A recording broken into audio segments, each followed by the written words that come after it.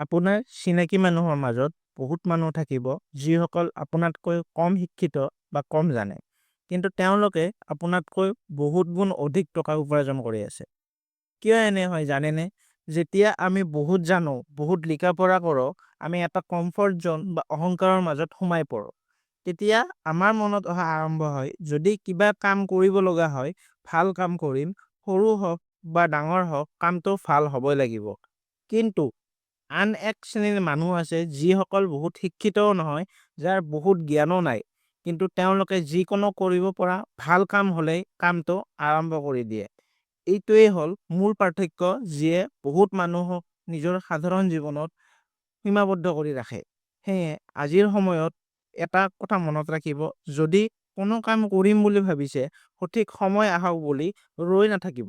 কাৰণ এই অপেক্ষাত থাকিলে আপুনি কেতিয়াও আৰম্ভ কৰিব নোৱাৰিব। আৰু যিজনে প্ৰথমে কামটো আৰম্ভ কৰে, সেইজনে কামটোৰ পৰা প্ৰথম লাভ পায় প্ৰতিটো ক্ষেত্ৰতে। সেয়ে যদি আপোনাৰ মনতো কোনো কাম আছে, আজিয়ে আৰম্ভ কৰি দিয়ক। ভাবি থাকিব নালাগে, নহ'লে লাহে লাহে সকলো আপোনাতকৈ আগবাঢ়ি যাব।